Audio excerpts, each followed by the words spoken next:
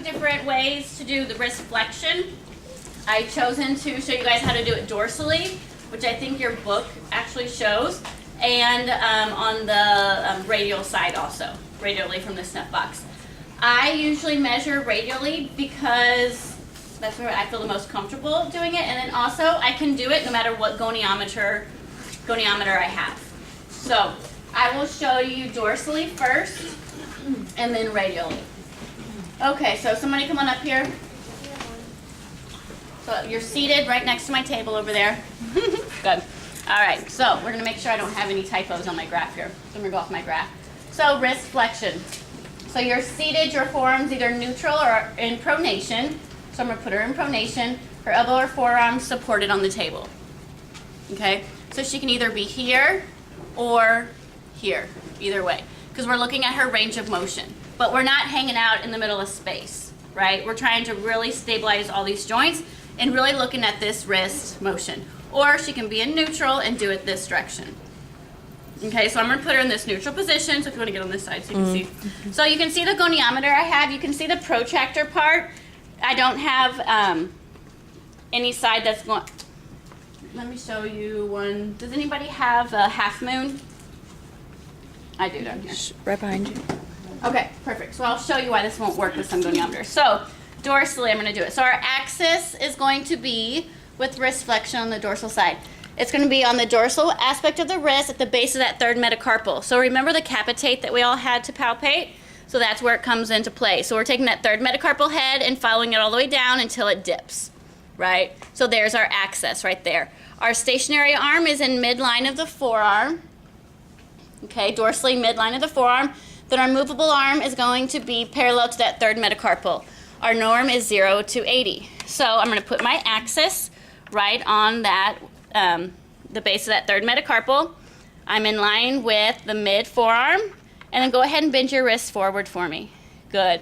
Now I'm going to put my movable arm. Make sure that your movable arm goes flat, so it's actually going to move your axis up a little bit. You want to make sure your stationary arm and your movable arm are both flat on whatever you're measuring. So that moves your axis up just a little bit. So if I'm doing it dorsally, she is at about 70 degrees of wrist flexion right here. Okay, and our norm is 0 to 80.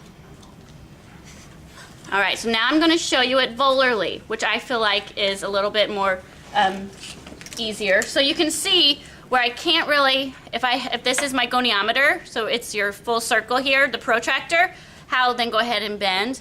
So you can see how I can't really I can't measure dorsally and get an accurate measurement here because that's in my way. Okay, so depending on your goni is if you can use that measurement or not. You can use your half moon and go dorsally here. Good, because then you can get those stationary movable arms flat. Okay, so that's why I feel like you need to know both ways, or definitely the one where we're on the radial side, because that you can use with any goniometer. So I have goniometers down here for you guys to try different ones out so you can really see what I'm talking about whenever it's a full circle that you can't do it dorsally. Okay, next we're going to do wrist flexion radially. Seated, forearms in neutral, supported on the table. Now our axis is an anatomical snuff box. Oh, once again, what we had to learn at the first day of lab, being able to palpate that structure, because that's your axis, is that snuff box. Our stationary arm is in line with parallel with the radius, and our movable arm is then parallel still to that third metacarpal. So I'm on top here, my axis is right on the snuff box, and I've palpated, and I put it right on my finger. I'm in line with the radius of the forearm. I'm holding that steady. Good. All right, and then I am parallel to that third metacarpal. So I kind of can put my finger there or a pencil so I can really see that clear line that it makes. So go ahead and flex your wrist for me. Good, bend that wrist. My axis stays the same, my stationary stays the same. Now I'm going to move it parallel to that third metacarpal. So here's the hard concept to grasp. I'm not in line with my metacarpal head, right? I'm parallel. So that metacarpal and my line of my movable arm, they will never meet. So I'm at my third metacarpal head, and I put my finger there, and my line of my goniometer and my finger are exactly parallel of each other. So that's something you need to make sure that you grab one of the lab assistants for and look back at the video. And I'm going to say it one more time. Your movable arm is not just lined up with that third metacarpal, with the metacarpal head, okay? You're actually parallel to the third metacarpal. So the third metacarpal, your finger and your goniometer, the movable arm, will never meet. All right, now let's go ahead and do, so your norm there is 0 to 80 also. So wrist extension. So if you're doing it volarly, you are seated, forearms in neutral or supinated. There you go, and you're supported on the table. So now we are looking, I like to do it a neutral because otherwise you have to pull your wrist up and then do it up here, but that would be acceptable. So I'm gonna keep her in neutral here.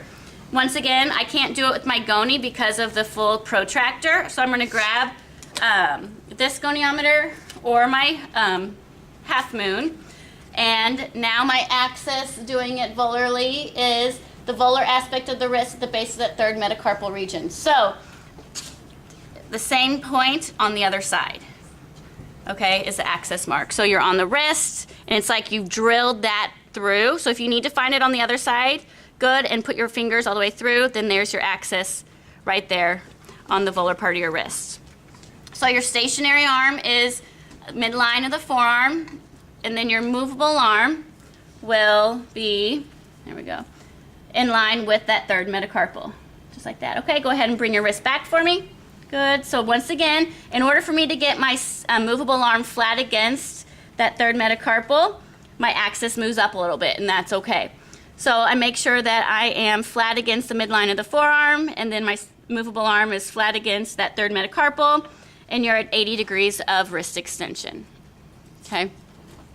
So there's a volarly way to measure it. So if I grab this goni, you can see how I can't really measure it very well. It's much more difficult because I can't get it actually flat. There's that circle part. Could I measure it? I could, but it's much more difficult to do it with a full protractor. The one with the half moon, you can do dorsally because you can line up.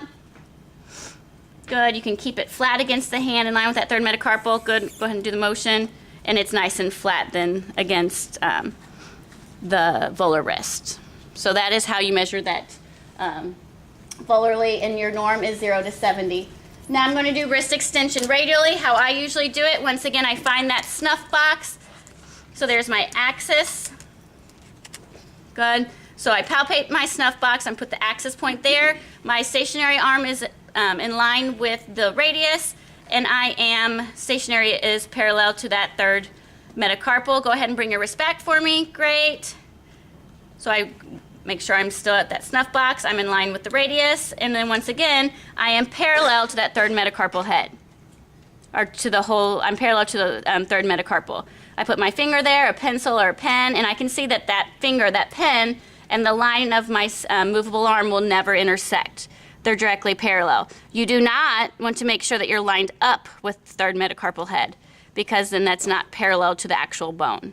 So then that would be wrong. So if I'm doing it correctly, she is going to be right at about 65 degrees of wrist extension. All right, I'm going to go ahead and show you ulnar and radial deviation. So you're seated, your forearms pronated, supported on table. Once again, you're not floating out in space here. We're really stabilizing whenever we're measuring this. So for radial deviation, our norm is 0 to 20. So our axis is, you find that you're at your third metacarpal head, and you follow that metacarpal all the way down to where it dips in, right? So right above the your carpal bone, right in that little divot. So I'm going to put my axis there. My stationary arm is on line with the mid forearm. Good, and my movable arm is lined up with the head of that third metacarpal. So now you are lined up with your third metacarpal. Okay, now go ahead and come towards your thumb side. Move your wrist like that for me. Good. Make sure the hand stays flat. You're going to you're going to make sure that your axis stayed the same. You're still in line with the mid forearm. Your movable arm is in line with that middle of the third metacarpal head. And your norm, you've got 22 degrees of radial deviation. Come back to neutral. Ulnar deviation, your norm is 0 to 30. Once again, your axis, you're following that third metacarpal head down, right until where it dips down right before your carpal bones. So I'm going to put my axis there. My stationary arm is in line with the mid forearm. Good, and my movable arm is in line with the third metacarpal head. Go ahead and move your wrist kind of towards your pinky. Perfect. We're going to move my movable arm to that, in line with the third metacarpal head, and she has 30 degrees of ulnar deviation. All right, so let's break up. I have different gonies up here for everyone.